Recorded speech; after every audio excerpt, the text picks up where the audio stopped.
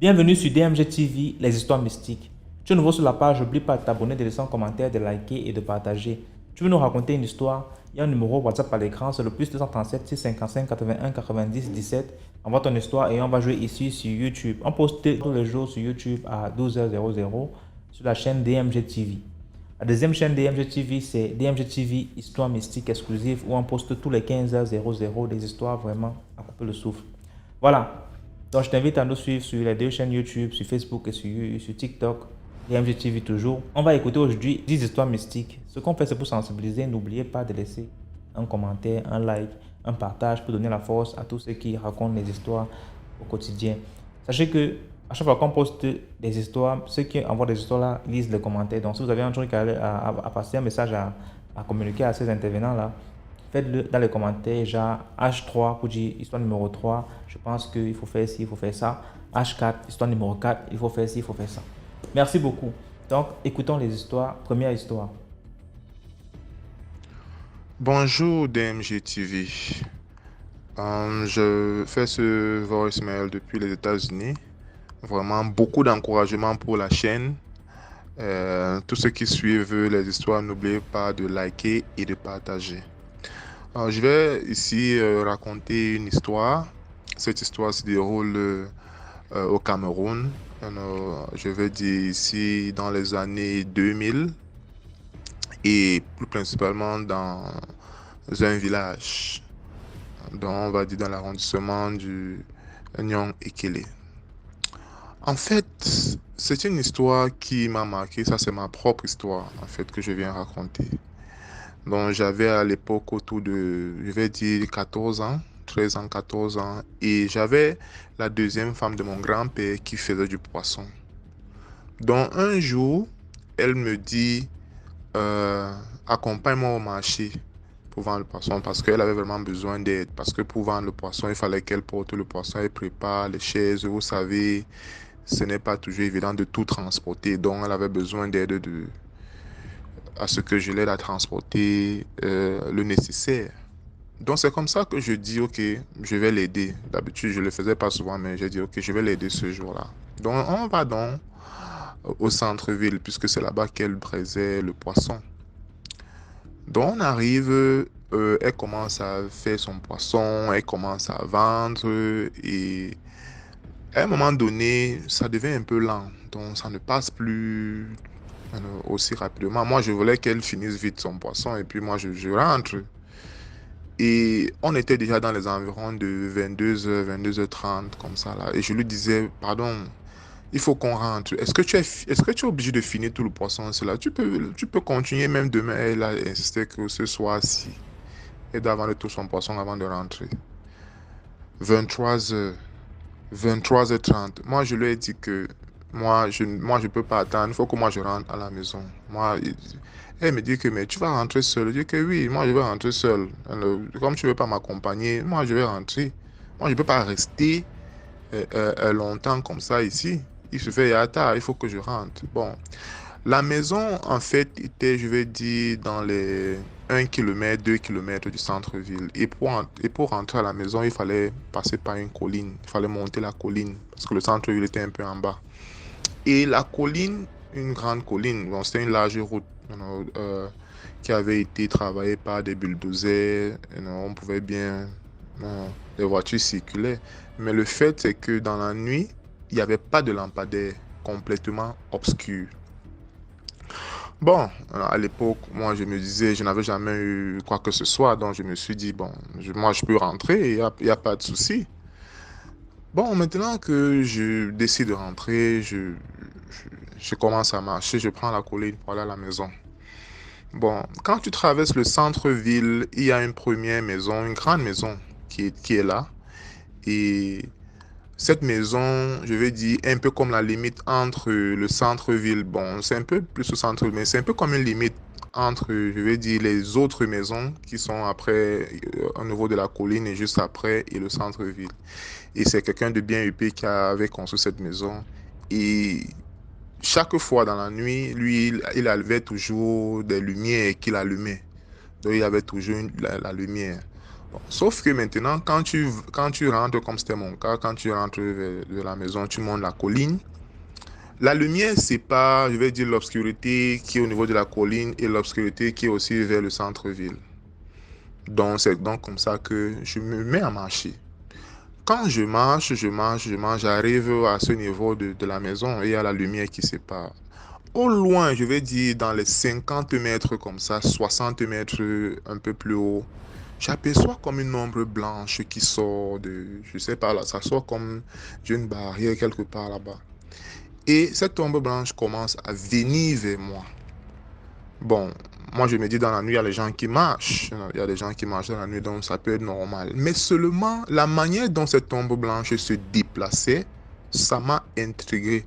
Je peux dire que pour ceux qui ont vécu un peu les expériences, donc j'ai senti une différence. Donc je me suis arrêté, je me suis arrêté. Je n'avais que 14 ans, mais j'ai senti la différence. J'ai senti qu'il y avait quelque chose qui n'allait pas. Donc j'ai vu l'ombre blanche se déplacer comme si elle glissait sur le sol. J'ai dit, donc mon intuition à moi me dit, mon intuition à moi s'est dit, mais quelqu'un ne se déplace pas comme ça. Donc, je vais un peu attendre pour voir ce qui se passe. Donc, cette ombre blanche a commencé à se rapprocher, mais est complètement calée à la limite entre la lumière et l'obscurité. Et j'attendais de voir si cette ombre va traverser pour voir qui c'est. Moi, je me suis arrêté, j'ai senti que je ne pouvais pas continuer. Quand je me suis arrêté, j'ai commencé à observer la scène. Puis je me suis dit, j'avance, je n'avance pas, je fais comment? Donc, un qui m'a dit, je ne veux pas aussi tourner le dos parce que moi, je ne sais pas ce qui est là-bas. Si je tourne le dos, je ne sais pas si cette chose va venir vers moi. Donc, je me suis figé pour observer en face. Moi, je ne pouvais pas tourner le dos. Donc, je fais comme si je vais avancer un pas. Je sens aussi comme si cette chose va aussi avancer. Je vais commencer à avancer. Ça va avancer. Je dis, oh, ça veut dire qu'il y a quelque chose ici là qui n'est pas du tout catholique. Donc, moi, je me suis resté, je n'avance pas. Je suis resté tranquille. Je vois comment cette chose veut avancer, veut bouger, mais je vois comment il y a la lumière. Cette chose ne veut pas se donner à la lumière. Donc, j'ai dit, ok, moi, je reste là. C'est vrai, j'avais un peu peur, mais moi, je suis resté. Et puis, subitement, j'ai suivi comme des pas derrière moi, comme des gens qui parlaient et tout et tout. Donc, je me retourne maintenant, je vois comme il y a un couple, une femme et un jeune homme qui est en train de causer. Ah, je me dis, ah, enfin, donc ça m'a un peu libéré. Donc, je me retourne, je vois, ils viennent. Bon, quand ils étaient pas très proches de moi, hein, peut-être dans les peut-être 20 mètres derrière, mais ils venaient de mon côté. Tout ça là, je me retourne encore, je regarde ce truc blanche qui était là. Après, je vois comment ce truc blanc glisse encore, mais il glissait, pas il glisse encore sur le sol, vous, et va là où c'est venu et entrer et disparaître. Cette histoire m'a vraiment, vraiment marqué. Je ne sais pas si quelqu'un a vécu ce genre d'histoire, mais c'est pas du tout marrant. Et après cela, qu'est-ce que j'ai fait? J'ai attendu que le couple me traverse. Quand ils sont venus vers moi, ils ont commencé à traverser. Ils ne me giraient même pas, hein. C'était une famille discutait les choses. Ils ont commencé à monter. Moi aussi, j'étais derrière eux. Donc j'ai profité pour ça. Et parce qu'un m'a dit, est-ce que comme tu vas là-bas, parce que là où j'allais, bon, on n'allait pas au même endroit. J'allais toujours prendre un chemin, pour arriver à la maison. Mais après, je me suis dit que bon, ah, donc moi j'ai continué. J'étais derrière eux. Ils ont traversé mon entrée qui était toujours un peu obscure. Mais ma maison était peut-être dans les 10 mètres comme ça, dans le temps pour moi de vite faufiler et entrer à la maison. Donc cette histoire m'a franchement marqué. Et maintenant, je ne sais pas, c'est la morale de l'histoire. Qu'est-ce que je peux dire? C'est ne pas se balader dans la nuit et tout seul, et surtout quand on est un enfant. Et ça m'a pris aussi beaucoup de temps à me dire, mais qu'est-ce qui s'est réellement passé ce soir-là? Est-ce que ces choses voulaient me faire du mal ou pas? Et je me dis, bon, dans un premier sens, je peux dire, bon, peut-être elle voulait me faire du mal. Dans un deuxième sens, je peux aussi me dire que, bon, vous savez, si quand quelque chose vient vous bloquer, parce que je peux dire, cette chose m'a complètement empêché de traverser, je vais dire ça, j'ai été figé. Est-ce que ces choses voulaient me prévenir de quelque chose qui pouvait m'arriver après? Parce que dans l'obscurité, on ne sait jamais ce qui se passe. Est-ce que c'est quelque chose qui est venu me dire, hey, arrête-toi ici, ne continue pas, arrête-toi là. Parce que devant là-bas, si tu continues, quelque chose de grave peut t'arriver. Donc, Je suis un peu mitigé dans les deux sens, mais c'était quand même une expérience flappante. Merci pour tous ceux qui ont suivi la vidéo et longue vie au terre et n'oubliez pas de liker, de partager. J'ai une autre histoire et que je vais aussi poster qui remonte encore un peu plus loin dans ma jeunesse, qui est aussi tout aussi flippante. C'est Simon depuis les États-Unis. Merci à vous. Merci beaucoup pour l'histoire. Maintenant, on passe à la deuxième histoire. Bonsoir DMG, bonsoir aux abonnés de DMG TV. Partagez massivement, abonnez-vous, likez, pour faire vivre le contexte, pour faire vivre notre belle émission. C'est pour raconter une histoire, c'est ma mère qui me l'avait contée. Elle avait son cousin à l'époque. Alors il aimait beaucoup sortir le soir. Il aimait tellement sortir le soir. C'était un fêtard, comme on dit. Au Cameroun, le gars était tout le temps dehors. Et un soir, dont il rentre vers Koumassi, à Bali, là-bas, à Douala. Il aperçoit une dame, belle, brune, très très jolie, quoi, devant la Sounelle, quoi, devant Eneo. Alors il se gare, il demande à la dame où elle va. Elle lui dit, il se propose de la déposer. Et tout, elle lui dit qu'elle travaille à la Sounelle, elle travaille à la Sounelle et que là, elle était au service des cars et qu'elle était en train de rentrer. Alors il la porte sur la moto. Il la porte sur la moto, il se pose à déposer, il la porte sur la moto et tout. Il commence à rouler, rouler, rouler. Il drague la femme. Déjà, avant de la porter, même il fait la cour. Vraiment, vous êtes jolie. Il apprécie, machin. La fille, voilà. Alors, là où la dame a dit qu'elle descendait, au niveau des IPD, donc au niveau de IPD, avant le cimetière de Bois des Singes, là, parce qu'il y a le cimetière avant, au niveau des IPD, là, avant le cimetière, elle lui dit que oui, qu'il la dépose. Comme ça qu'il se gare pour la déposer. Et quand il la dépose, maintenant, le temps pour lui d'arrêter la moto et de faire la dernière causette, quoi. Il finit de dire, la dame, elle lui se donne rendez-vous le lendemain à 19h. Il se donne un point de rendez-vous et tout. Il dit, ok, voilà. Maintenant, il veut donc lui faire un bisou. Genre, il dit au revoir. Quand il veut faire un bisou comme ça, il dit qu'il a senti seulement comment le nez était froid, quoi.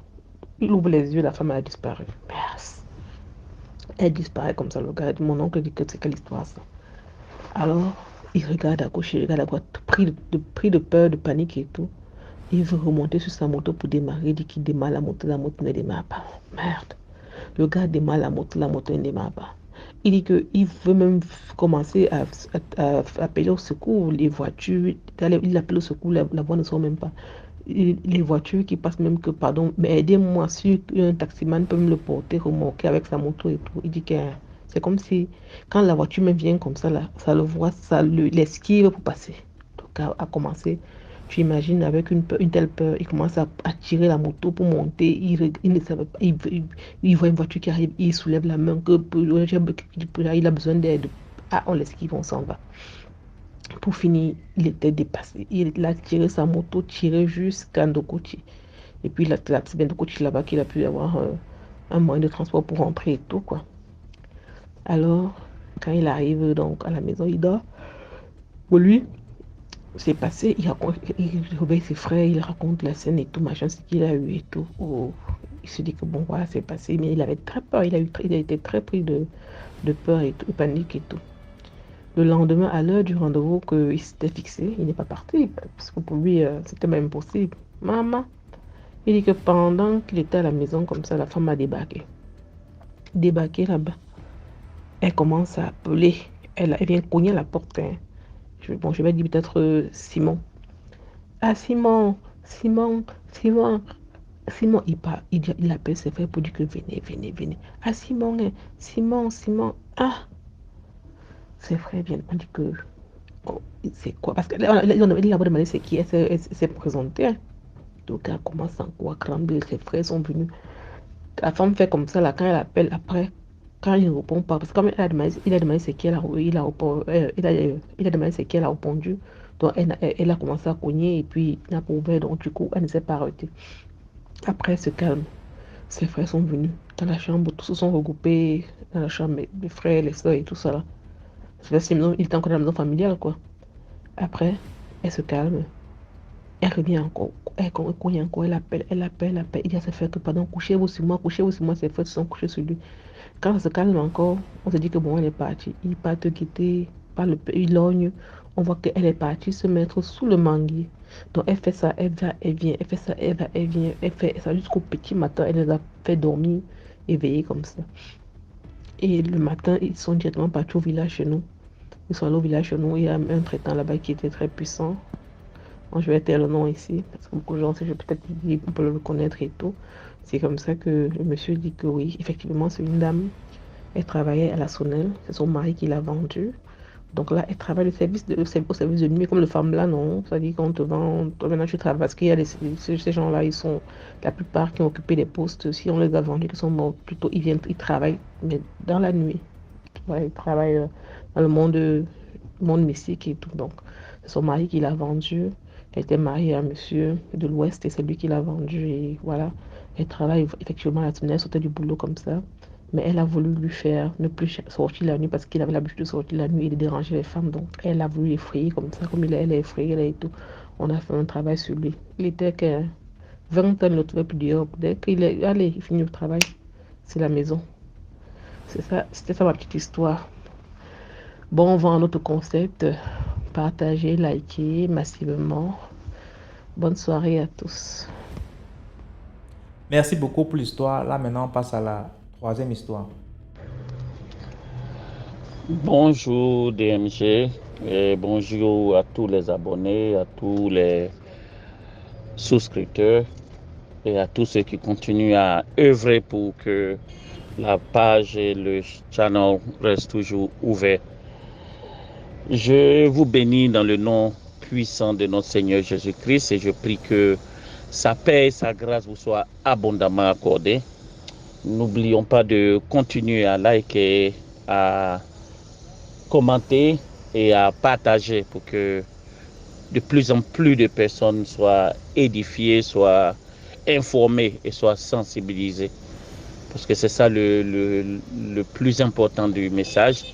Il faut que nous touchions le maximum de personnes possible pour que ces pratiques-là soient sûres, connues de tous pour pouvoir sauver une vie, pour pouvoir sensibiliser une âme. Je viens avec une histoire aujourd'hui qui va dans la même veine que des histoires que j'ai déjà entendues ici, des personnes qui veulent coûte que coûte être riches, n'empêche quitte à sacrifier tout ce qu'ils ont, parents, amis, frères, sœurs, tout le monde. Cette histoire aussi, il y a une dame qui avait déjà raconté une histoire similaire à propos d'un chauffeur de taxi. Donc c'est la même chose. Ici à Abidjan, je prends un Uber et le chauffeur de Uber me raconte une histoire d'un jeune homme qui est en troisième et qui a été, après la troisième, qui a été affecté en seconde dans une autre ville. Donc il n'était plus avec ses parents. Excusez-moi. Donc de ce fait, son père a dû lui trouver un logement dans la ville où il a été affecté. Donc c'est-à-dire un studio pour qu'il puisse loger, habiter puis continuer à aller à l'école. Donc de ce fait-là, tout avait été mis en place. Son papa pourvoyait à ses besoins, lui envoyait l'argent chaque mois pour qu'il paye la maison et puis pour qu'il puisse se loger et puis faire face à la scolarité. Donc le jeune homme qui trouve que c'était pas suffisant parce que les fins du mois étaient difficiles, il regardait certains des amis dans la ville qui avaient des véhicules, qui avaient de l'argent, qui dépensaient sans compter. Donc avec ses amis, il décide aussi de faire tout ce qu'il faut pour que eux ils aient l'argent. Vaille que vaille, coûte que coûte, il faut qu'ils aient de l'argent. Donc, renseignement pris, ils ont été dirigés vers un vieux monsieur qui faisait du fétichisme, du mysticisme pour que ses clients soient satisfaits. Donc, le monsieur leur dit à lui et ses amis, je vais faire ce médicament pour que vous ayez l'argent à ne plus en savoir quoi en faire, mais vous devez sacrifier quelqu'un. Donc le jeune homme, il réfléchit, trouve que comme il n'a pas de frères et sœurs, il va sacrifier son papa. Donc il dit au vieux monsieur qui fait le travail pour eux, bon, moi je vais donner mon papa. Bon, au vieux monsieur de leur dire, bon, je vais te remettre un œuf à une certaine heure de la journée, c'est-à-dire très tôt le matin, tu avales l'œuf. Et dès que tu finis d'avaler l'œuf, tu dois appeler ton papa, la personne que tu veux sacrifier. Dès que la personne décroche le téléphone, tu causes normalement. Et au bout d'un certain nombre de minutes de causerie, c'est fini. Le transfert sera fait, la personne pourra être sacrifiée. Mais le poteau rose, le problème est que si tu avales l'œuf, que tu n'arrives pas à voir la personne, que tu appelles, la personne ne décroche pas. Du moment où tu avales très tôt le matin jusqu'au soir, si la personne n'a pas décroché, c'est toi qui vas mourir. Donc si personne ne décroche jusqu'à un certain moment, c'est toi qui vas mourir. Bon, l'enfant il réfléchit, il se dit, bon, il n'y a pas de problème, c'est mon papa, je ne vois pas pourquoi j'appellerai mon papa, il ne va pas décrocher. Donc, tout le deal est scellé. Il décide d'avaler l'œuf autour de 5 heures du matin. Donc, peu de temps après, il sait que son papa est un paysan, donc il se lève très tôt pour aller au champ. Il sait que son papa va très tôt au champ. Donc, il attend juste avant d'aller à l'école, il appelle son papa. Excusez-moi encore. Mais malheureusement pour lui, ce jour-là, son papa avait oublié son portable à la maison. Et il allait au champ. Donc il appelle toute la journée. Le monsieur ne rentre que à la nuit tombée, autour de 18h, 18h30. Dans ce qui est déjà trop tard. Le temps qui lui était imparti est épuisé. Le sablier est vide. Donc il doit payer lui-même la personne qui voulait sacrifier. Ne pouvant pas être sacrifié, c'est à lui de payer. Donc l'œuf se casse dans son ventre et c'est lui qui meurt. Donc c'est l'enfant qui meurt. Il n'a pas pu sacrifier son papa. Et comment ce poteau rose, le plan sort, c'est lorsque pendant les funérailles, tout le monde en pleure, tout le monde est triste. Et ses amis, son groupe d'amis avec qui il est parti, viennent aux funérailles. Et c'est eux qui voient la famille est tellement triste, la famille pleure, qui appellent l'un de ses oncles à côté pour lui dire, mais vous pleurez, si vous savez pour qui vous pleurez. Donc l'oncle, il est stupéfait, il est étonné.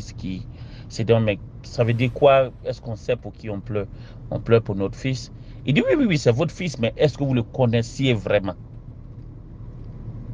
Donc il réfléchit, il comprend toujours pas, il dit, je ne sais pas ce que vous voulez dire les enfants. Et les amis de lui disent, mais votre fils, il est mort si vous savez pourquoi il est mort. L'oncle dit non, on ne sait pas pourquoi il est mort. On nous a juste appelé pour dire qu'il est mort, il était dans une autre ville.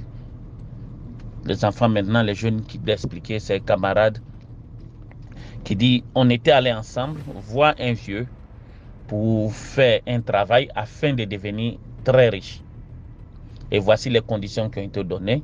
Il devait avaler un œuf et appeler la personne qui voulait sacrifier. Et lui, dans son cas, votre fils, c'est son papa qui voulait sacrifier. Et lorsque il a appelé son papa, apparemment ce jour-là, son papa n'avait pas son téléphone. Donc il a appelé toute la journée pour une raison, pour une autre, le père n'a pas décroché. Et c'est pour ça lui-même il est mort. Donc l'oncle qui est abasourdi, qui n'en revient pas, appelle son frère pour lui expliquer. Et son frère maintenant se rend compte, oui, un jour j'avais oublié mon téléphone à la maison et j'étais allé au champ. Peut-être que c'est ce jour-là. Et c'est comme ça qu'on comprend que l'enfant est mort en voulant sacrifier son père. Mais est-ce qu'on s'en rend compte de l'énormité de cette bêtise, de cette folie, de cette ignominie? C'est énorme, je veux dire, c'est incommensurable, c'est inimaginable. Les mots, les qualificatifs me manquent pour décrire ce qui a été fait. À cet âge, tu n'as même pas fini les études. Tu n'es que en seconde et tu veux être riche en faisant quoi? qu'est-ce que tu vas faire pour devenir riche.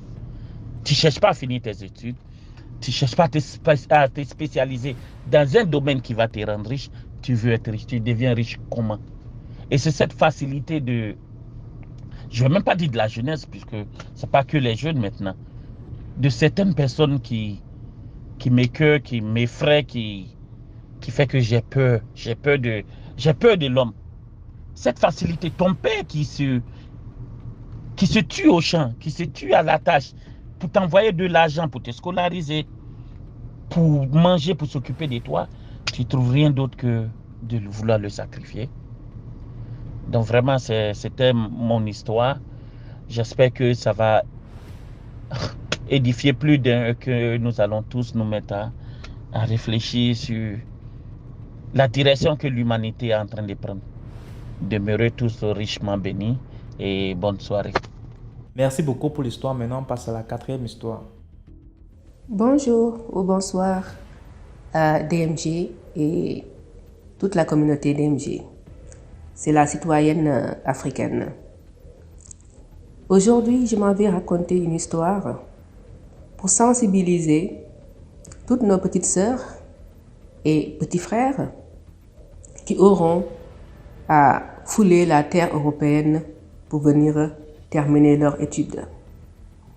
Quand j'étais jeune, et donc avait quitté mon pays natal pour l'Europe afin d'y suivre mes études universitaires, j'ai rencontré un monsieur de mon pays qui se disait tenir une association d'intégration des gens de ce pays-là sur le territoire européen où je me trouve.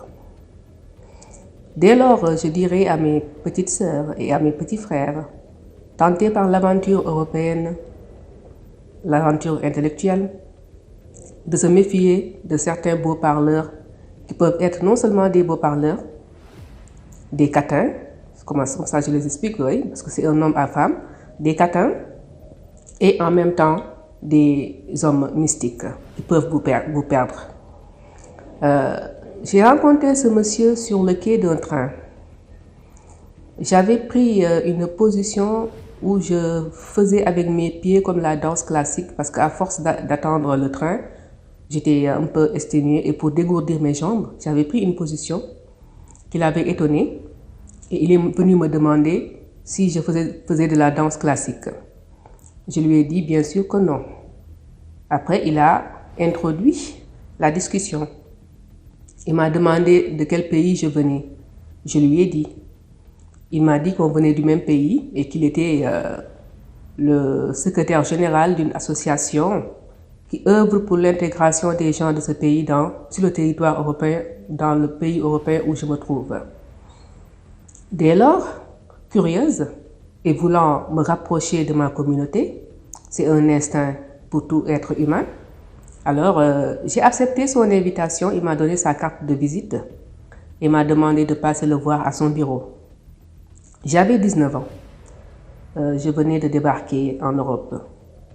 J'ai pris mon courage à deux mains et je suis allée à son bureau une semaine après.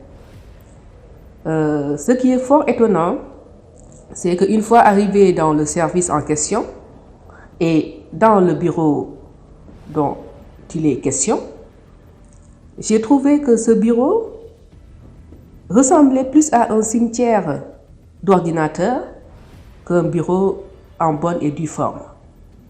Dès lors, cela ne m'a pas bouleversée pour autant. Je me disais peut-être qu'il faisait des commerces, qu'il avait mis tant d'ordinateurs dans ce bureau qu'on avait peu de place pour s'asseoir, mais on a fini par s'asseoir. Il m'a mis à l'aise et bizarrement, il était assis près de moi et a commencé à prendre ma main. Je me suis dit, dans quelle affaire je me suis embarquée. Là, d'un coup, en tant que femme, je me disais que c'est quelqu'un qui cherchait peut-être à m'agresser. Et je lui ai dit, j'ai dit dans mon fort intérieur qu'il n'avait pas tapé à la bonne porte. D'autant plus qu'avec mes années karaté, il risquait de se ramasser quelques coups. Mais bon, je me disais, je vais quand même voir où est-ce qu'il veut en venir. Il a pris ma main, la paume de ma main droite, et a commencé à dire en tremblant. Sa voix tremblait. Peut-être était-il intimidé. Sa voix tremblait parce que j'avais un calme olympien. Un de mes amis béninois avait l'habitude de me dire tu as ce calme olympien. Peut-être c'est le fait d'avoir pratiqué un sport de combat assez longtemps. Donc je le regardais, il a pris ma main, il m'a dit oui, avec la voix tremblante, savez-vous que vos parents ne sont pas vos parents? J'ai éclaté de rire. Et je lui ai dit, si par hasard mes parents n'étaient pas mes parents, ils m'ont bien éduqué. Et malheureusement pour lui, ce n'est que pur mensonge. Parce que je ressemble à mon père comme une goutte d'eau, comme 2 gouttes d'eau. Donc finalement, là, c'était pas bon. Le chemin dans lequel il s'était embarqué pour introduire n'était pas bon. Donc je lui ai dit non, mes parents étaient réellement mes parents et je le savais. Il me dit mais non, ils vous ont pas dit la vérité. Je dis monsieur, n'insistez pas, sortez de là où vous vous engouffrez. Ce n'est pas bon. Après, il commençait à monter de la paume de ma main vers mon bras en tremblant. J'ai compris que là, il y avait un peu de catin dedans. Peut-être était-il intimidé par ma personne et voulait-il autre chose. Il s'y prenait mal. Alors, toujours avec mon calme, je le regardais. Il montait un peu mon bras et je lui ai dit, où allez-vous? Il me dit, mais non, je regarde votre main. Vous savez, j'ai tellement de choses à vous dire. Vraiment. D'ailleurs, vos cheveux, parce qu'à ce moment-là, j'avais de longs cheveux. J'ai pris l'habitude avec le territoire européen de couper mes cheveux. C'est beaucoup plus facile. Mais sinon, cela repousse très vite, machallah. Donc, il me disait, oui, vos cheveux, si vous pouvez m'en donner un peu. J'ai dit, ah, maintenant, ce n'est plus mes parents qui ne sont pas mes parents. Maintenant, ce sont mes cheveux qu'on doit couper et donner. J'ai dit, à quelle fin? À quel but? Il me dit, oui, je vais vous faire des choses. Vous venez d'arriver en Europe et cela peut vous permettre d'avoir de l'argent. Il a sorti de sa poche quelques billets. À ce moment-là, ce n'était pas encore la monnaie euro. Mais chaque pays avait sa monnaie. Et le pays dans lequel je me trouve avait la sienne. Et donc, il me disait, voilà, vous voyez, j'ai beaucoup d'argent. Effectivement, c'était beaucoup d'argent. Mais je n'étais nullement intimidée. Je n'ai jamais été attirée par l'argent. Et quoi que l'on dise, je viens d'une famille où, Dieu merci. Donc, je n'avais pas tant de besoin. Donc, je lui ai dit, oui, je vois votre argent. Oui, il me dit, oui, si je coupe vos cheveux, hein, je peux vous aider à être riche. Je dis, je ne suis pas venue ici pour être riche financièrement. Si cela arrive, tant mieux. Mais je suis là pour être riche intellectuellement. C'est ça qui m'amène dans ce pays. Je viens terminer mes études. Il me dit, oui, mais il faut joindre l'utile à l'agréable. Vous savez, je vais faire de vous une personne riche. Je coupe vos cheveux, hein, vous m'en offrez. À un moment donné, je lui ai dit, mais vous êtes président d'une association de mon pays, censé m'intégrer sur ce territoire, ou vous êtes un charlatan, ou vous êtes quelqu'un de mystique, ou vous êtes un catin. Dites-le moi que je sache où vous situez, pour savoir comment me défendre. Et là, il avait les yeux grands ouverts. Il a lâché ma main. Je dis, oui, tant mieux déjà. Il dit, mes cheveux, vous ne les aurez pas. Je ne sais pas quelle est votre démarche, mais vous êtes très louche, monsieur. Et dès lors, maintenant, je vais devoir rentrer chez moi. Votre bureau, d'ailleurs, je ne sais pas qu'est-ce que vous faites dans la vie, mais c'est fort intriguant. Alors, monsieur, je vais juste repartir chez moi. Et vous m'avez dérangé pour rien. Que cela ne se répète pas. Parce que si vous continuez à persister, je vais vous donner le palabre des femmes. Et vos collègues, les gens qu'on a trouvés dehors et qui nous regardaient quand on rentrait dans votre bureau, vont savoir quelles sont vos funestes entreprises dans votre bureau. Alors, faites-moi le chemin, je veux sortir. Et l'argent que vous m'avez tenu, vous m'avez tendu, je veux tous les billets. DMG, j'en avais pas besoin. Mais comme on dit chez moi, quand vous faites le vaillou, vous pouvez avoir en face le délinquant. Je lui ai montré que le délinquant, c'est pas lui, c'est moi. Je lui ai dit, vous me donnez tout votre argent. Il me regardait les yeux rouges. Je lui ai dit, donnez-moi tout, sinon je fais un scandale. Il m'a tout donné et il me dit, ne faites pas de scandale, s'il vous plaît. Je vous raccompagne dehors. Alors, il me raccompagne dehors. Je salue les autres qui étaient en dehors du bureau. Et il m'amène jusque là où je dois prendre le bus. Il me dit, je vous reverrai. J'ai dit, non seulement vous ne me reverrez pas, parce que vous êtes un catin, un charlatan, Ou si vous êtes mystique, vous êtes mal tombé. Il me dit non, c'est que je persiste toujours, j'ai vu quelque chose en vous et je peux vraiment vous aider. J'ai dit, c'est vous qui avez besoin d'aide. Et là, j'ai pris ce que j'avais pris, l'argent, et je suis partie. Je ne l'ai plus jamais revu. Je n'ai pas cherché à entrer en contact avec lui. Il a cherché à entrer en contact avec moi, je ne les ai plus jamais calculés. Et dès lors, je dis, pour la part de ce que j'ai vécu dans ce bureau avec cette introduction et mes cheveux qui étaient réclamés, je dis à mes sœurs et mes frères qui viennent étudier, faites attention à ces gens qui vous devancent dans un pays et qui cherchent à vous voiler le face pour vous faire entrer dans d'autres choses qui ne sont pas votre objectif. Faites attention. Ce monde est flou, obscur. Faites attention. Ne vous laissez pas désorienter ni détourner. N'oubliez jamais d'où vous venez. N'oubliez jamais pourquoi vous êtes venu. Et n'oubliez jamais qu'un jour, vous repartirez. Et ne repartez pas avec la honte. Ceci dit, à bon entendeur, salut. La citoyenne africaine, à tantôt pour une autre histoire. Bye. Merci pour l'histoire. Maintenant, on passe à la 5e histoire. Bonsoir DMG. Ma deuxième histoire, c'est vrai que et puis je pense à la raconter ici, mais pourtant, j'ai pas souvent laissé le temps. Je me suis dit, le temps de me poser et tout. Partagez massivement, likez, abonnez-vous, faisons évoluer notre concept. Ça nous fait du bien, ça nous édifie tous. Il y a une tante aussi qui a vécu une situation, paix à son âme, à l'époque quand elle était jeune fille. Un jour, il y a une amie à elle qui vient causer, comme les copines, elle lui rendre visite et tout. Après, elle lui dit qu'elle connaît une dame qui fait... Non, un monsieur même qui faisait les courriers. Et tout, elles sont parties, c'est-à-dire qu'elle accompagne sa copine. Elle accompagne sa copine, c'est même pas elle qui voulait faire, mais elle accompagne la copine et tout. Arrivée là-bas, la copine finit de faire les courriers et tout. Le monsieur ne prenait même pas grand-chose. Elle dit que le monsieur prenait 5 francs. Et c'est comme ça que quand elle veut sortir de là, sa copine lui dit que même pas venir quelque part comme ça. Toi, tu ne joues pas aussi. C'est un truc de une bande, rien du tout. Ça ne te coûte rien de jouer et tout. On ne sait jamais. Bon, après, c'est comme ça que... Et dans cette période-là, il y avait deux. Il y en avait deux dans la famille et tout. C'est comme ça que elle part aussi se jouer les courriers comme ça, naïvement, naturellement. Elle joue les courriers, elle n'a pas de problème. Elle avait un monsieur qui la mettait bien financièrement. Elle a même construit des studios sur le terrain familial. Elle a sorti des studios là-bas. Une jeune fille qui avait vraiment le vent en poupe. C'est-à-dire qu'il y a la maison familiale, mais elle se fait son studio derrière. Elle équipe ça, elle meuble comme elle veut. Et tout. Elle a même un nom fort dans son quartier, nom de filles qui faisaient fort là. Si je donne ces deux noms ici, peut-être on peut la reconnaître. Donc, et alors, elle était vraiment bien. Elle avait le vent en poupe, les gars, mais casquaient vraiment sur elle.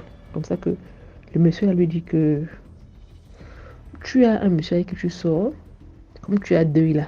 Je vois que tu as deuil, oui. Il t'a promis de l'argent, n'est-ce pas? Pour le deuil, voilà. Il va te remettre de l'argent.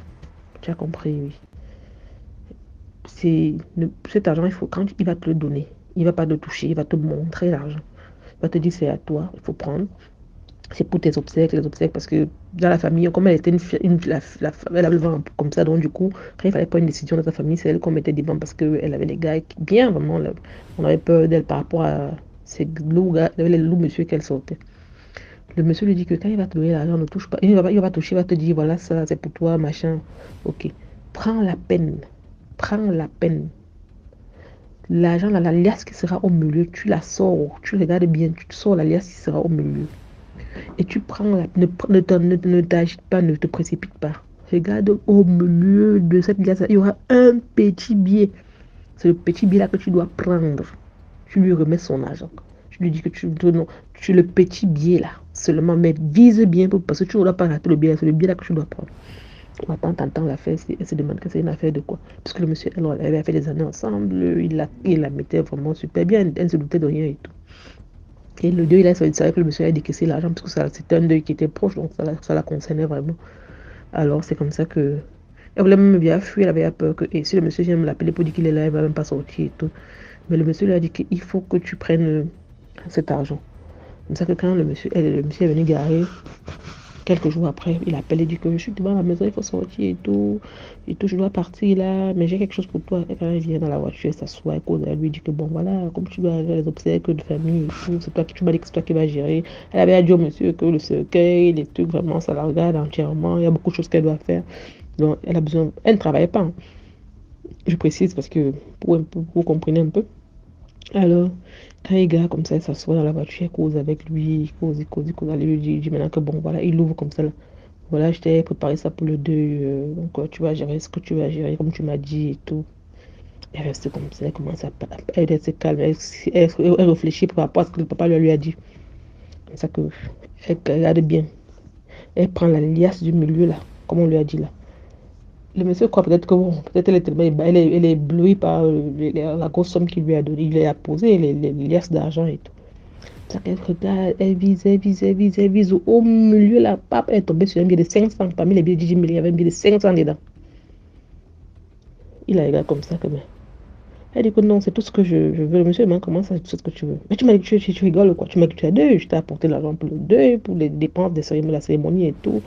Elle lui dit que non, c'est tout ce que... Le monsieur dit que non, mais c'est ton argent que je t'ai apporté. Il commence à se fâcher, le ton, il élève le ton et tout. Comme elle était dans son quartier, elle est sortie de la voiture. Et c'est le quartier bruyant, à Yaoundé, Madagascar. Donc elle est sortie de la voiture. Elle est sortie, paf.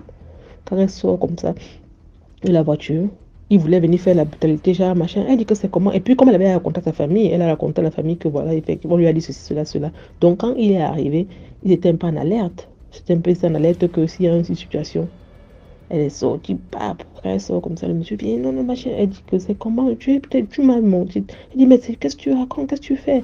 D'abord, l'argent, tu veux seulement pour tu prends seulement. Elle dit que, mais j'ai choisi, j'ai pris. Pourquoi tu insistes? C'est moi qui ai besoin d'argent. Est-ce que c'est toi? C'est moi qui ai besoin. Ça va me te faire du bien que tu gardes ton argent. Le monsieur, là, il veut faire des pommes. Ses frères sont sortis. Il dit que, il faut partir. Bon, parce qu'il était dans cette famille. Il sortait de cette femme maintenant depuis. Donc, du coup, il connaissait la famille et tout. Donc, le village, il connaissait. Donc, ils ont préparé les obsèques, comme ça prend tant bien que mal, ils sont partis au village pour l'enterrer et tout. Maman, le monsieur a pris les pieds, il est parti au village le jour pendant le deuil là. Il est pas au village pendant le deuil, il arrive. Il y a les gens et tout, il demande elle est où. On dit qu'elle est là-bas. Il vient, il dit que prends ton argent, c'était pour toi que j'avais prévu ça. Il veut faire les problèmes, la famille est sortie, le chasser. Le monsieur est là, il ne veut plus. Il venait qu'elle prenne l'argent là. On lui a dit qu'elle ne va pas prendre, puisque tout le monde savait, c'était devenu comme une bagarre. Monsieur en rentrant, accident, il est mort avant d'arriver sur Yaoundé. C'est les gens qui venaient à l'enterrement qui viennent dire que on a vu, on a lu son accident là-bas, comme ça on décrit la voiture, on décrit machin. Donc il va se décharger de cet argent. Si elle prenait ça, c'est elle qui allait mourir. Donc le monsieur est venu la chercher jusqu'au village. Et comme la famille s'est interposée, on l'a chassé, on dit que c'est quoi? C'est obligé qu'elle prenne l'argent, c'est quoi? Sur la route, il a fait l'accident, il est mort dans sa voiture là. On peut vous dire que parfois, nous aussi on a été jeunes filles là avec les gars. C'est parce qu'aujourd'hui quand j'écoute des choses, je me dis mais qu'est-ce que Dieu nous a aimés? Qu'est-ce qu'il nous a aimés? On ne peut pas être dans le jugement parce que quand tu étais une jeune, c'est maintenant que mais il y a tellement de choses sur lesquelles nous sommes passés. Dieu nous a épargnés de beaucoup de choses. Aujourd'hui, quand j'écoute, je me dis mais on est passé par beaucoup de choses. Si ce n'est même pas moi-même, mes copines, des expériences qu'on a vécues, on a tellement à raconter. Je dis, mais donc vraiment, que les jeunes filles fassent attention. Le monde, c'est pas seulement dans un pays. Ça dit, c'est partout. C'est partout. Le mal, il est partout. Il faut prêter l'oreille. Il faut avoir l'œil vraiment très, très, très ouvert. Être attentif sur les signes. C'est-à-dire que ne pas être parano, hein, mais vraiment faire attention parce que le mal, il est partout, il est présent, mais alors partout. Que le Seigneur nous garde. Longue vie à notre concept. Partagez, abonnez-vous massivement. C'est ma petite histoire, ma participation. Merci, merci. Merci beaucoup pour l'histoire. Maintenant, on passe à la 6e histoire. Bonsoir DMG, bonsoir la famille DMG. C'est une histoire qui m'a été racontée par les parents qui étaient allés aux funérailles. Bon, vous-même vous savez, dans la famille africaine, quand il y a les funérailles, tout le monde vient, c'est-à-dire même les benguis aussi viennent. Donc, quand ils sont partis au funérailles, mon papa et ses femmes, c'est après ça qu'ils ont expliqué l'histoire à la maison pour nous dire de faire attention et d'écouter quand eux, les parents parlent, d'écouter. Donc, c'est la première femme de mon papa qui expliquait l'histoire. Même ce jour-là, mon papa était là. que dans le village où ils sont allés faire le funérail, il y avait un monsieur qu'on appelait le vent. Dans notre ethnie, on l'appelle le vent. Moi, j'ai demandé, mais pourquoi on l'appelle le vent? C'est ça, mon papa a dit, c'est depuis leur enfance que c'est comme ça, on l'appelle le vent. Alors, c'est comme ça. La première femme dont mon papa expliquait que le monsieur surnommé le vent, il avait 2 filles et puis un garçon. Mais le garçon, lui, il a eu la chance d'aller dans le pays des Blancs. Donc, pendant le funérail, lui, il est venu. Et quand il est venu, il y a des faits qui se sont passés. Et c'est après ces faits-là, après que mes parents sont revenus du deuxième tour du funérail, qu'ils ont expliqué. Donc, c'est l'enfant maintenant du monsieur qu'on appelle le vent qui a expliqué ça dans le deuxième funérail quand son papa est décédé. C'est là qu'il a expliqué l'histoire. Pourquoi son papa est décédé. Il dit, le jour que lui il est arrivé au village, que ce jour-là, il y avait du monde. Donc, les benguis, les cousins, les cousines étaient là. Et ils ont fait, vous connaissez les funérailles. Il y a des coins où on prépare, il y a des coins où on pleure, il y a des coins où on est. Donc, c'est comme ça. Donc, lui, il a passé son temps à saluer, parce qu'il y avait longtemps, il n'était pas venu au village. Donc, il a passé son temps à saluer. Et c'est là, son papa lui a dit qu'il veut le parler en tête à tête. C'est comme ça. L'enfant allait voir son papa dans sa chambre. Donc, quand l'enfant allait voir son papa dans la chambre, son papa lui a dit que la nuit là où tu es venu là, en tout cas aujourd'hui où tu es venu là, si tu dors là, il ne faut pas dormir. L'enfant a trouvé que c'était un peu louche. Il demande à son papa, mais il y a quoi? Et puis tu me dis, si je dors, de ne pas dormir. C'est ça, son papa lui a dit, c'est vrai que tu as vécu chez les Blancs, mais il ne faut pas oublier que tu es noir, que tu es africain. Donc la nuit là, il ne faut pas dormir. Son enfant étant dit, mais papa, pourquoi? Donc son papa a enlevé un bidon d'essence. Et puis il a enlevé une boîte d'allumettes. Il a enlevé un seau et puis il a enlevé un équimoire. L'équimoire qu'on prend pour enlever le riz. Il a enlevé, il a donné ça à son fils. Il lui a dit, la nuit là, quand tu vas dormir, je vais te mettre dans la chambre des choses comme ça. Je vais te mettre dans l'autre maison. L'autre maison où j'ai l'habitude de mettre ceux qui viennent comme étrangers ou ceux qui viennent comme visiteurs. Je vais te mettre là-bas. Tu vas dormir comme tout le monde dans la grande maison. Donc c'est comme ça, quand tu vas dormir la nuit, tu vas entendre un bruit. Le bruit que tu vas entendre là, même si tu dors, il faut te réveiller. Parce que le bruit là, c'est un signal. C'est pour dire que non, quelque chose va se passer. Donc, il ne faut pas dormir pour dormir. L'enfant disait que d'accord, j'ai compris. Il dit, quand le bruit là va se passer, la porte de ta chambre sera entrouverte. Mais il y a quelque chose qui va marcher pour venir. Ce qui va marcher là, il faut bien regarder. Il aura 4000 pattes. Et les 4000 pattes là, fais attention. Tu prends ce qui est premier là, tu jettes ça. Tu jettes ça hors de ta chambre. Et puis les 3 autres, tu prends l'équimoire. Premier 1000 pattes, tu prends avec l'équimoire, tu jettes ça hors de ta chambre. Et puis les 3 autres, tu prends avec l'équimoire, tu mets dans le seau. Et tu sors hors de la maison, tu viens ça dehors. Faut pas avoir peur. Tu viens ça dehors. Et tu prends l'essence. Tu mets tout l'essence dans le seau. Et puis tu allumes. Que même quand tu allumes, que tu vois la bouchée d'allumette ne s'allume pas, continue d'allumer jusqu'à ce que ça s'allume. L'enfant a dit... L'enfant était un peu dépassé, mais il a accepté, il a dit, il a compris. Et c'est comme ça. La nuit, avant d'aller dormir, son père lui a dit, il ne faut pas oublier. Et son père lui a dit au revoir. Donc c'est comme ça, la nuit, il dormait. Et puis les faits se sont passés. Effectivement, il a entendu comme un bruit de tonnerre. Il ne dormait pas même. Mais il a entendu un bruit de tonnerre, il s'est assis sur son lit. Et il a vu que la porte de sa chambre a coincé. Et quand ça a coincé, ça a couillé. Un truc comme ça. Il était sur ses gardes et il a vu vraiment les 4000 pattes rentrer. Quand il a vu les 4000 pattes rentrer, il a pris l'équimoire. Il a pris les premières 1000 pattes et il a jeté hors de sa chambre. Et les 3 autres, il les a pris, il a mis dans le seau, il est sorti de la maison. Il a mis l'essence.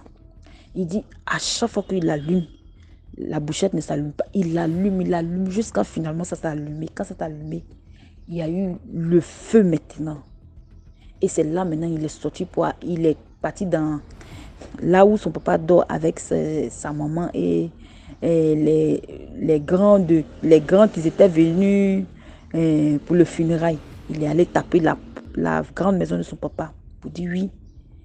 Et ils sont sortis. Quand ils sont sortis, mais son papa n'est pas sorti. Et puis ils sont sortis. Il a tapé la chambre de son papa. Il entendait comme si son papa ronflait. Donc il s'est dit son papa dort. Donc la nuit là, les gens ont commencé à parler. Qu'est-ce qui s'est passé? Il dit non, qu'il y a quelque chose qui s'est passé. C'est comme ça. Donc j'ai brûlé quelques feuilles, c'est tout et tout. Les gens ont dit, ah, ok, d'accord. Donc il dit la nuit, il n'a pas pu dormir. Il est resté éveillé. Parce qu'il était dépassé de ce qui s'était passé. Donc le matin est arrivé. Quand le matin est arrivé, tout le monde est sorti chacun est sorti de sa maison, quoi, parce qu'il y avait un funérail. Chacun est sorti, les femmes sont allées faire ce qu'elles avaient l'habitude de faire. Il y avait des réunions. Mais il ne voyait pas son papa. Donc lui, maintenant, il allait taper la chambre de son papa. Il a tapé. Il n'entendait rien. Il a tapé. Et puis il a entendu une petite voix. Son papa s'est levé, venu ouvrir la porte.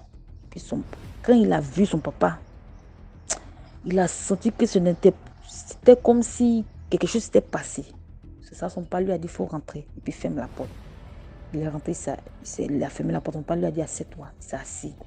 Puis c'est là, son papa lui a dit que je vais te dire quelque chose, mais je veux que ça reste entre moi et toi. L'enfant a dit, d'accord, papa, c'est compris. Il a dit qu'au fait, je suis un sorcier. Je suis un grand sorcier. Je suis un grand sorcier. Mais ma sorcellerie que je fais là, c'est pour protéger ma famille. Donc, c'est pour cela que je suis actuellement devant toi, en train de... Tu me vois, mais tu vois que je souffre d'une manière. Ce qui s'est passé hier, c'est que les 4000 pattes que tu as vues, le premier que tu as jeté, c'était moi. Mais le problème que quand tu m'as jeté, c'est-à-dire tu m'as sauvé, le camp où je suis, dans la sorcellerie, ils se sont fâchés, ils se sont sentis trahis. Donc ils ont amené d'autres pour venir m'attaquer.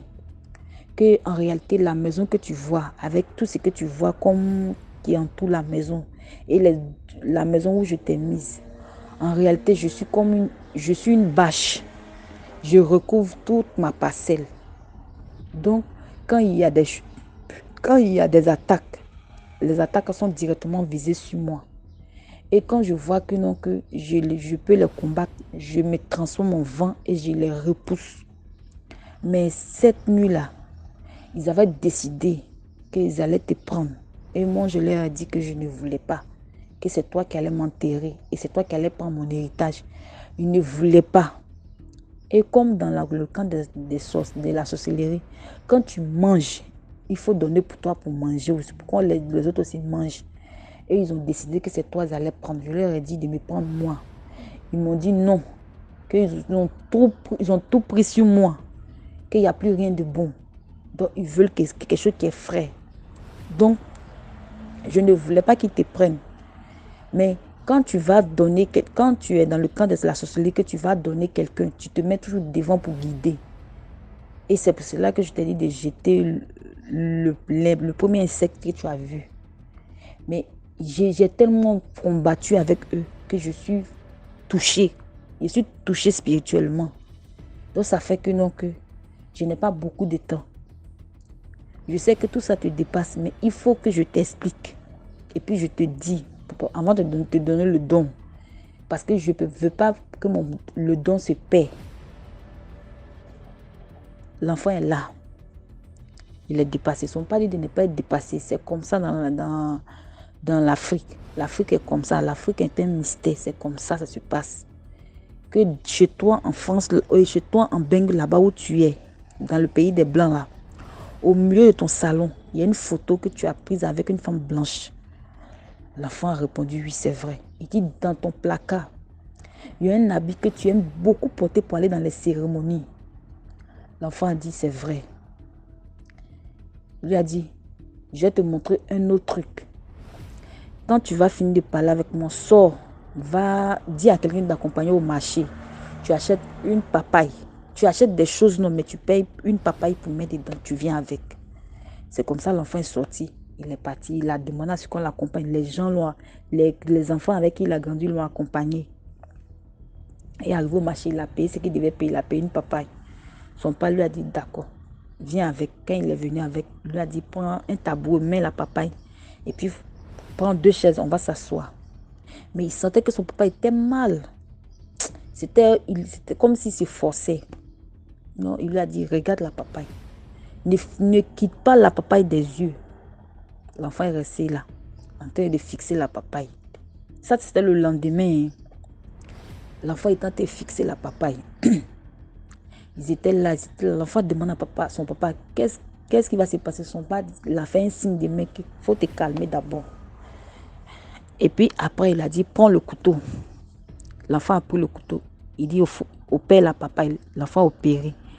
DMG TV, je t'ai dit, l'enfant dit, il n'y avait que seulement des grains à l'intérieur de la papaye. Toute la chair n'était plus là.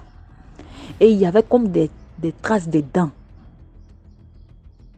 Des traces de dents. C'est là l'enfant va voir que non, son papa, il a vraiment un pouvoir. Et c'est là que le papa lui a dit, d'ici, parce qu'on était 4, donc d'ici 4 jours, tu vas entendre qu'il y a des gens qui vont mourir. C'est les 3 personnes là. C'est les 3 insectes que tu as tués là. Ce sont ces personnes là qui vont mourir. Effectivement, après les 4 jours, les 3 personnes là sont décédées. Et quand les 3 personnes sont décédées, son papa est tombé malade maintenant, où tout le monde pouvait voir qu'il était vraiment malade. Ou même, les gens venaient maintenant pour saluer. Parce qu'il avait du mal même à sortir même de la maison. Et quand il sortait, il s'asseyait juste en bas de son hangar. Et il disait à son fils, reste auprès de moi. Son fils restait auprès de lui. Donc, au fur et à mesure que le temps passait, la santé du papa se dégradait. Donc, il a dit à son fils, si tu maintenant tu es sûr que tu vas accepter le pouvoir, je vais te transmettre le pouvoir. L'enfant a accepté. Pour dire, si tu es mon papa, si tu devais me manger, il y a longtemps, tu l'aurais fait. Donc, c'est comme ça. Ça, c'était quand ils sont allés, quand les parents sont partis au premier funérailles du gars qui était décédé. Ça, quand ils sont revenus, il n'y avait plus rien. Et les parents sont partis au premier funérailles. Il y avait les Benguis qui étaient là. Et maintenant, il y a eu un autre décès, c'est-à-dire le décès du monsieur Levent. C'est là maintenant, les parents sont partis au deuxième funérailles. Et c'est là maintenant, l'enfant maintenant a expliqué l'histoire pour dire, en réalité, voici ce qui s'est passé. Que mon papa était un sorcier. Et dans le camp de la sorcellerie, il a voulu me donner. Mais dans le camp de la sorcellerie, les gens, ses collègues ont demandé qu'il me donne. Lui n'a pas voulu. Et c'est comme ça, lui, il s'est donné lui-même. Donc, son papa lui a donné tous les pouvoirs qu'il fallait. Donc, le tonton là, on était enfants. Donc, il y a eu où j'étais expliqué pour dire, j'étais allée au funérailles et j'étais allée en vacances avec ma soeur. Et puis, ils attrapaient les sorciers du village. Donc, le jeune en question, au lieu de 1 semaine, il a fait 1 mois. Parce que son père lui a dit, il faut rester jusqu'à ce que non, je décède. Donc, le jeune est resté, chose comme ça, 1 mois. Donc, quand on est parti, comment on appelle ça? Quand on est parti en vacances dans le village, c'est tombé que non, le tonton Benguis était là, il était là-bas. Il était allé se faire soigner au village. En ce moment, les parents avaient déjà expliqué leur histoire, c'était déjà passé, mais comme ils avaient dit, comment ils avaient expliqué pour le monsieur, et puis on connaissait le nom de famille, et puis on savait qu'il était Benguis. Donc quand on est parti en vacances, j'ai vu le tonton là. Le tonton là, il avait un furongue dans le dos. Le furongue là, il était venu, il avait seulement qu'un furongue dans le dos. Mais c'est le furongue qui a fait qu'il est quitté en Beng et il est venu jusqu'au village, pour venir se soigner. Et quand il est parti se soigner, C'est là que moi j'ai vu le tonton là. Selon ce que mes parents expliquaient, c'est là moi j'ai vu le tonton là. Mais le point est que le tonton là, il vivait en Bengue. Mais quand tu le vois, tu as pensé que non, il vit au village. C'est-à-dire, il n'avait pas le côté benguis, il n'avait pas le côté chic. Il était comme un villageois même. Donc ce jour-là, il était venu se traiter. Et l'écho est arrivé quand dans la famille de ma maman. L'écho est arrivé là-bas, donc on allait saluer. Quand on allait saluer, tonton était là. Il était venu se soigner chez un vieux. C'est là maintenant, comment on appelle ça? Il montrait son dos aux gens, ceux qui veulent voir. Il montrait son dos. Donc, dans les explications, moi j'ai entendu que non, que le monsieur est quitté en Bengue pour venir juste soigner le furon qui était sur son dos. Et dans le furon, il y a des asticots qui sortaient. Il y a 7 asticots qui sont sortis dans le furon. C'est pour cela qu'il était venu. Donc, il montrait le dos. Il y avait un gros trou dans son dos, un gros trou rouge. Mais il était là comme s'il n'y avait rien. Et puis, il riait même. Il disait, ouf, il riait. Donc, c'est là maintenant, il a parlé avec maman, il a demandé, ah, c'est ta fille qui vient à Abidjan là. Et puis maintenant, maman dit oui. Et son papa têtu là. Son papa qui est têtu là où il est. Et puis, ma maman a répondu que non, il est là-bas. Mais eux-mêmes, ils doivent rentrer que sa soeur. Elle est venue avec sa soeur. C'est là, moi, j'ai vu le tonton là. Le tonton dont son papa s'appelait le vent là. C'est là, moi, je l'ai vu. Et c'est là, moi et maman, on est quitté là. Puis on est retourné à la maison. Mais j'ai essayé de dire à ma maman que, ah, voici ce que les parents expliquaient à la maison. Maman dit, oui, c'est vrai. Que tu le vois comme ça, il n'est pas simple. Que c'est un grand sorcier. Qu'il n'est pas simple. Et puis, il est fort. Qu'il est très fort. Mais il ne vit pas ici. Il va, il vient, il va, il vient, il va, il vient. Donc, DMG TV, c'est pour dire que non, l'Afrique a ses mystères. On va tout dire. Même si tu veux, vis dans le pays des Blancs. Mange comme eux. Dors comme eux. Travaille comme eux. Fais tout comme eux. Mais ta base là, n'oublie pas que non, tu es africain. Et ce qui est africain reste toujours africain. Peu importe où tu vas aller ou comment tu vas devenir, ce qui est africain reste toujours africain. Et surtout d'écouter les parents.